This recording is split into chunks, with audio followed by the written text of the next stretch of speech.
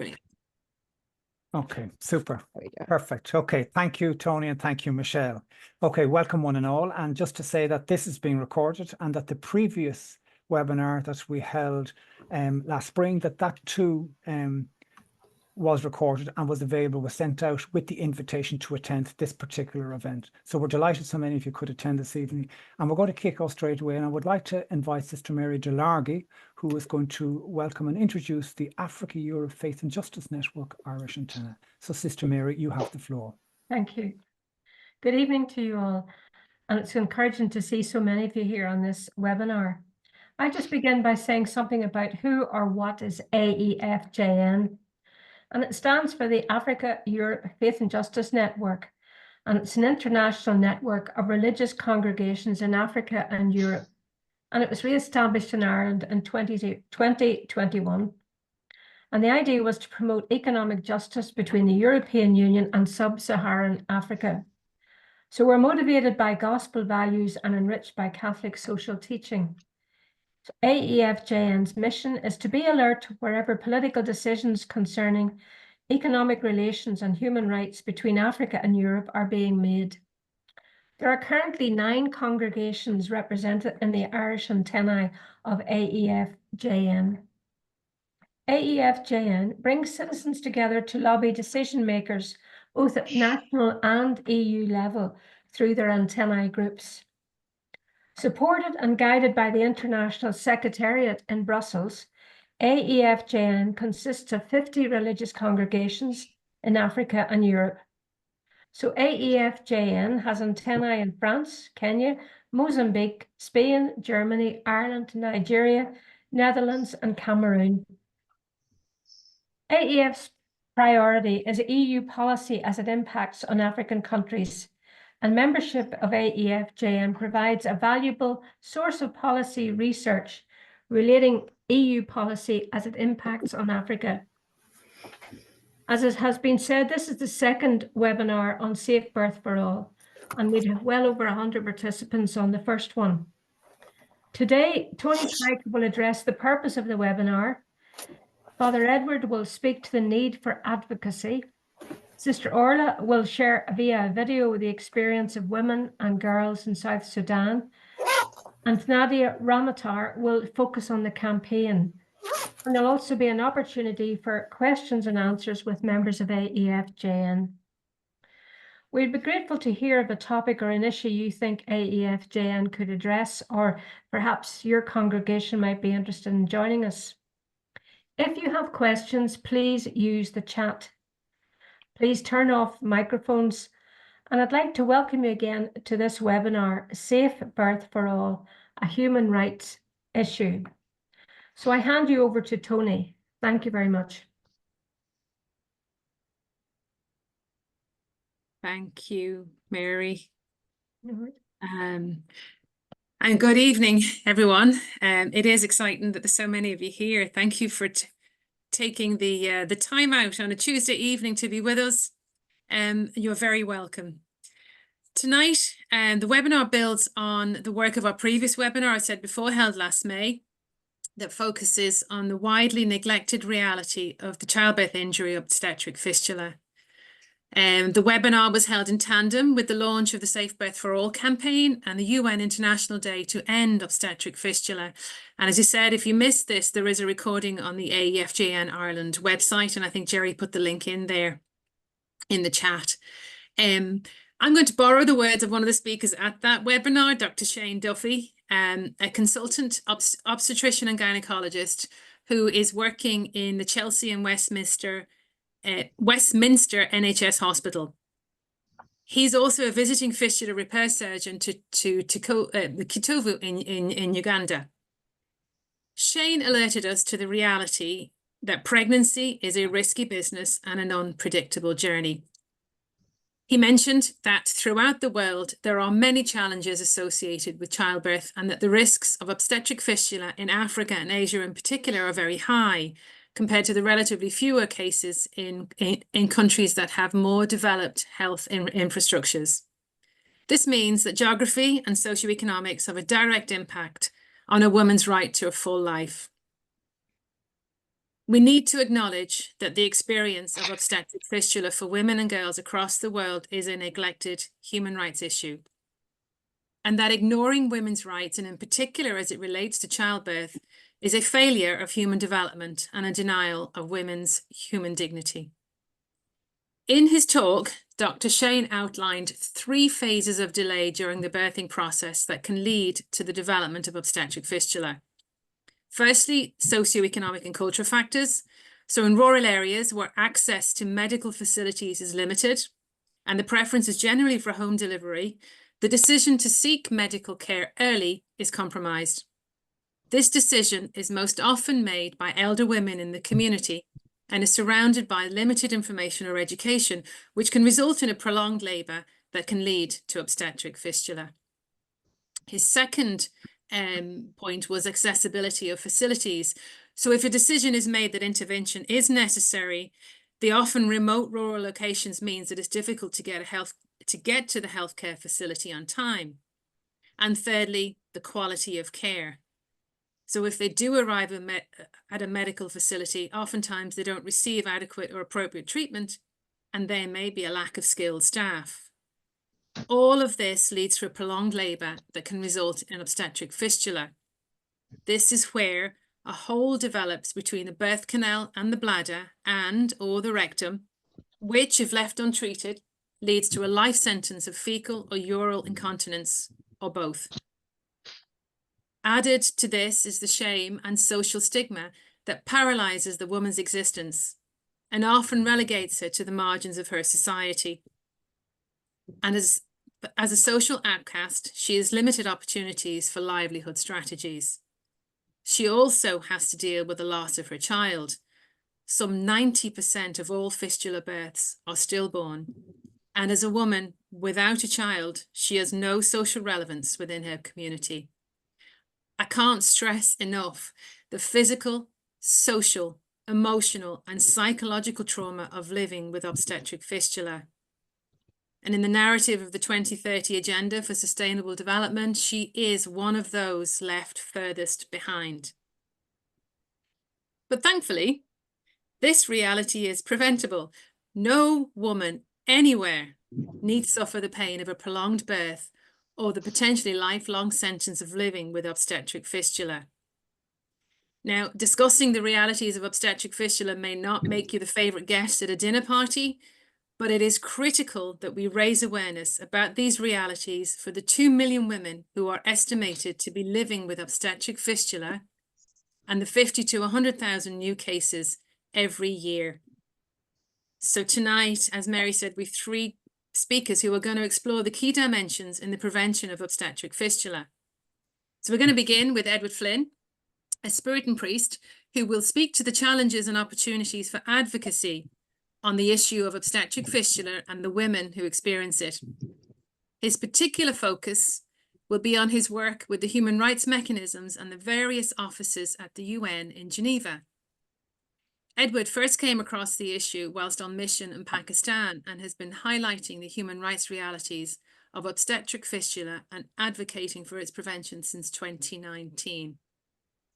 So I'd like to welcome Edward, and you're very welcome, Edward. Thank you very much. And thanks to Brian and to AEFJN for organizing this webinar on this very important issue and on the AEFJN's ongoing efforts to bring this issue to public attention. During my intervention, I will speak about challenges and opportunities for advocacy here in Geneva. I'm in Geneva at present because there is a session of the Human Rights Council ongoing until mid-October. But first, a few brief introductory remarks, and these are very general.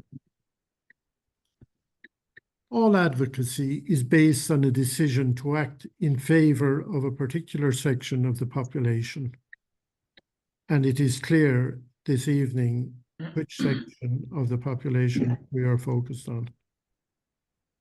And that decision to act leads sometimes to a campaign.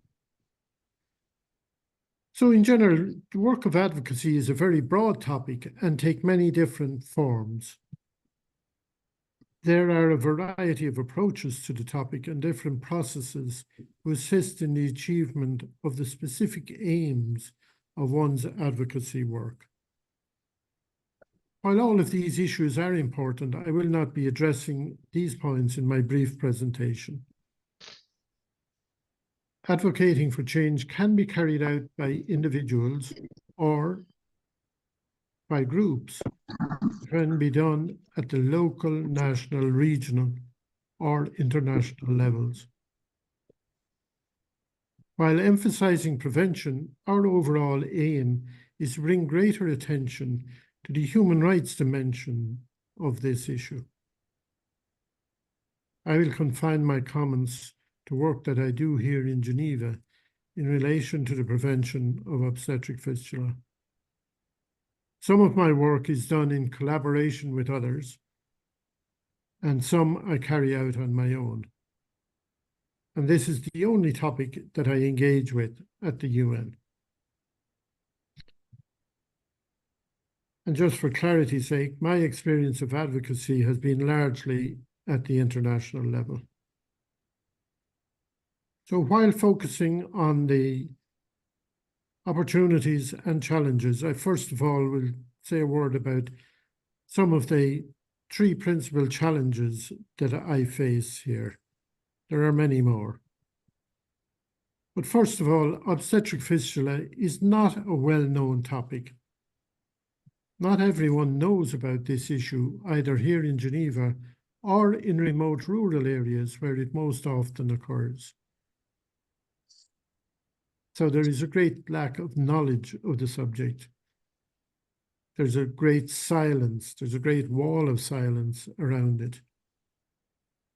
Some people confuse it with FGM. This often means that in conversation with people, it is necessary to begin with an explanation of what it is about. And all of this takes time. The second and probably the greatest challenge is that it is a woman's issue. Many people seem reluctant to get involved or to speak about it. It can be a very personal and private issue for many of those, and they are hesitant to speak about it. If this were a problem for us men, it may have already been sorted. And the third challenge that I face is, given the nature of this issue, it is a great challenge to get detailed and accurate information on the situation with regard to this issue in many countries. So accessing accurate, up-to-date data is difficult. Obstetric fistula is not simply an issue related to medical treatment. It is a human rights issue, and as such, it intersects with other subjects such as extreme poverty, access to health, disability, violence against women and girls, rehabilitation, and a host of other topics. So let's move on to some of the opportunities that we have here in Geneva to address this issue. In general, having conversations, making statements, and asking questions are some of the ways to advance the work of advocacy. And a knowledge of the situation in countries related to the issue of fistula is essential to being effective and establishing credibility among people here in the human rights world. Hence, visits to countries is part of what we do. And while visiting countries, we tend to focus on good practices that we have seen in those countries and are able to report on when we are making statements or addressing the issue here in Geneva. So we have access to many human rights offices and mechanisms in Geneva, which enables us to focus on the human rights dimensions of the issue. Of course, many people still tend to view fistula as a medical concern only, and this continues to be a barrier to understanding and to progress. The Human Rights Council and its various mechanisms, such as the special rapporteurs and the Universal Periodic Review, or UPR for short, affords many opportunities for making statements, asking questions, and bringing reports from the field to the attention of these mechanisms. For instance, access to adequate health facilities for people in rural areas is one of the rights we have focused on when we make statements at the Human Rights Council. And one of these days, either today or tomorrow, we were due to have a statement read at the Human Rights Council under item number 5. We have also made submissions in collaboration with the World Council of Churches to the UPR mechanism on particular countries, for instance, Madagascar and Angola. Linked to the Human Rights Council, there are a couple of resolutions that are relevant to the issue of fistula. For instance, the prevention of maternal mortality and morbidity. This resolution was voted on last year. And there is a second resolution that I think was introduced earlier this year, and that is on the elimination of adolescent marriages, which is relevant to our discussion this evening. When these are being discussed and debated, it is possible for us to contribute and make interventions during those discussions. In addition to the Human Rights Council, there is also the treaty body system. These treaty bodies are made up of independent experts. A few of these are relevant to our purposes, but we consider that the Committee on the Elimination of All Forms of Discrimination Against Women, or CEDAW, as it is more commonly known, is the most relevant for our purposes. Later this month, Jennifer Philpott-Nissen of the World Council of Churches and I will give a briefing to the members of the CEDAW committee. And that is an important moment of, I suppose, progress for us. We also have opportunities to meet with representatives in the various UN agencies, such as the UNHCR, the UNFPA, which is the Population Fund, the World Health Organization, UNICEF, the ILO, and the International Federation of the Red Cross. Sorry for all the acronyms, but that's the world we live in here. So there are also many opportunities to meet with other NGOs, such as the World Council of Churches, the International Disability Alliance, Médecins Sans Frontières, Franciscans International, Edmund Rice International, the Dominicans, VIVAT, and many, many more faith-based groups who come to Geneva or who have permanent bases here. Another 2 minutes, if that's okay, Edward. Thank you. We also have opportunities to meet with representatives of NGOs when they come from countries that are relevant to for our purposes. Our advocacy work can take different forms, such as awareness raising, information sharing, support for research work, looking for specific assistance, such as the organising of briefing sessions or side events. We also work through special rapporteurs, particularly on extreme poverty, health, disabilities, and their assistance. Just a few closing remarks. A collaborative effort is required. We are not alone, nor do we consider ourselves to be alone. Others are interested and involved, and so we continue to establish links. one group or individual doesn't possess all the knowledge and wisdom required to resolve this issue. And the final comment, advocacy in general requires courage to speak out and resilience in the face of many setbacks, or when we get no responses or replies, when there is no interest shown, or there is a failure to act on the part of those who have promised to do so. Thank you.